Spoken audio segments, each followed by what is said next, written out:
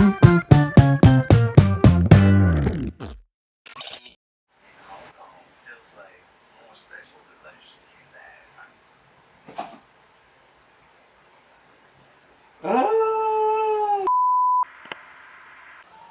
Today, ano na ba ngayon? January 3 na. Hindi siya nakikita. It marks, hindi pa no it marks, pero malapit na na magmamark na 1 month. Wala pa rin nagko-callback sa lahat ng in-applyan natin.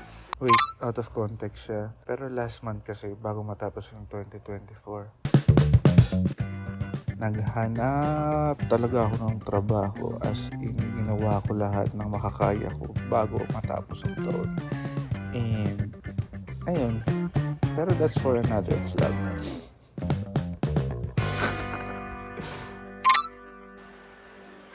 Which is sad. So, ngayong 2025, I decided na i-film na itong lahat ng... Ano ba nagsasabi ko? Ayun, I decided to film na lahat ng ganap. Para naman, di ba? Mareminis ko sa... Ay! Ngayong araw, kasi kahapon, January 2, di ba? Wala akong tulog. Kasi, hindi ko rin alam kung bakit... Alam ko kung bakit hindi ako makatulog, pero huwag natin i-mention yun. Pero, kasi yung pagkagising ko ng January 1, kahapon lang ako natulog ng alas 7 ng gabi. So, ngayon, nagising ako ng alauna. And tapos, anong oras na? 8:14 na umaga ng 3. Bilis ng oras. 3 araw na nakalipas ng... Actually, ngayon dapat may pasok na classes na... Pero di pa ako nakakain.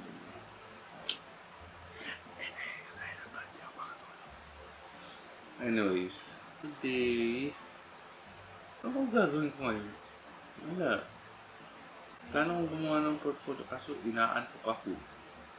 Well, you know, ito yung mga araw na hindi natin matatakbuhan kasi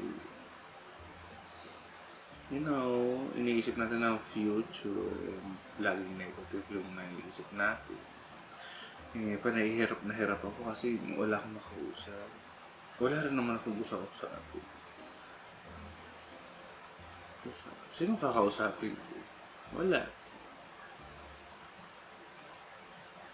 So ako na lang kakausapin ko.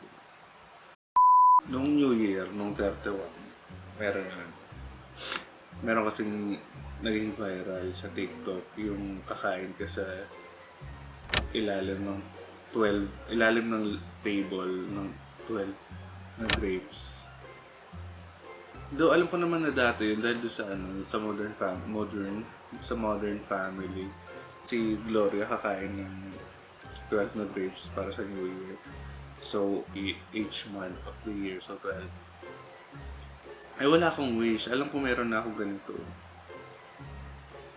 So, sinulat ko muna. Tingnan ko muna yung sa future. So, yeah, sinusulat ko yung kung anong meron na ako. So, ito yung sinulat ko bago kainin yung 12 grapes. Number 1. So habang ine-edit ko, naisip ko, paano pag sinabi ko tas hindi matuloy yung matutuloy? So ito na lang yung kinakain ko yung grapes sa ilalim ng lamesa. So yung grapes ko ready na. Kaso kakasya ba ako dito?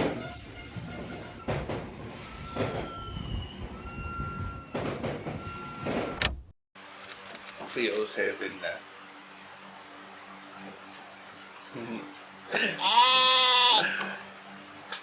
Kakagising ko lang. Alam niyo, well, it hasn't been a month pa rin naman. So, kere pa naman. Pero, kasi ngayon, I'm working on sa CV. Sa CV ko. Sobrang crazy to think na yung buhay natin as a contributing to society person ay nagre-revolve around sa papel na ibibigay mo sa another contributing per... Nakakaano lang. Kasi nakailang revision na ako ng ng CV ko. By the way, hindi ako naiiyak. Yung mata ko lang talaga nagluluha. So baka deep inside naluluha ako, pero yun, it's so crazy to think about yung worth natin is nagdedepende sa papel na ibibigay mo sa isa ring nagda-doubt sa buhay niya, potentially. Hindi ko naman sinasabi mga nagbabasa ng mga resumes and CV sa isang company or sa company mo na na dinadoubt mo yung sarili mo kasi kailangan mo na play at siguro naman nagigets niyo ako at bakit hindi ako makapokus. Pero yun, kasi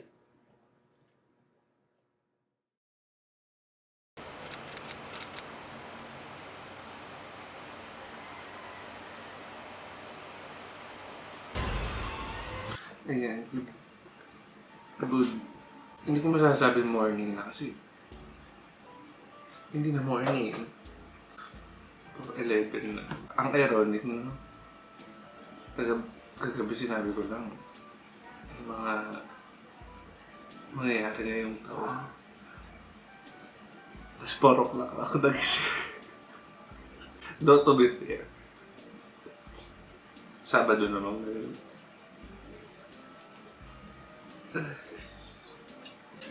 Nagkaroon ako ng idea.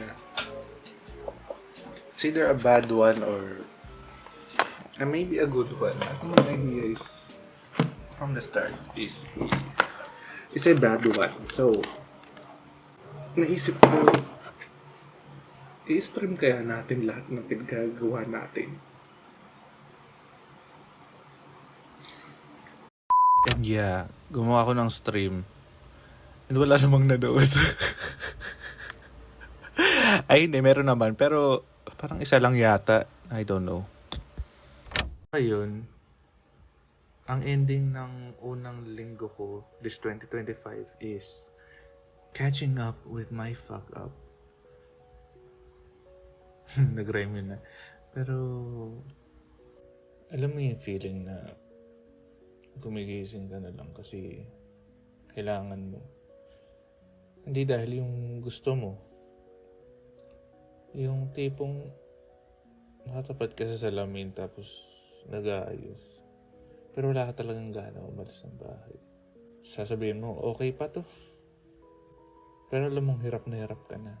Tapos lahat umiikot na lang sa adulting ba. Paulit-ulit na lang. Trabaho. O kaya kung nag-aaral ka pa, katulad ko. School. Minsan nga, abang naglalakad ka, mapaisip ka na lang bigla. Ganito na lang ba talaga ang buhay? Wala na bang mangyayari? Wala na ba? Kasi parang pagod na lang yung nararamdaman natin. Nakaka-drain sobra. Kahit yung dati mong gustong gawin, parang nawawala na sa isip mo. At worse, nawawala ka na rin. Pero alam mo, kahit ganito tayo, kahit sobrang bigat na, buhay pa rin tayo. And maybe,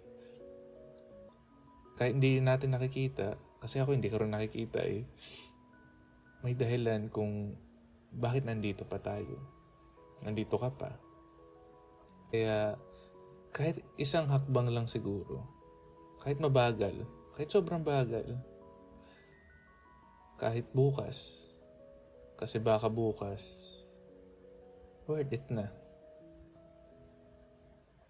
Charot.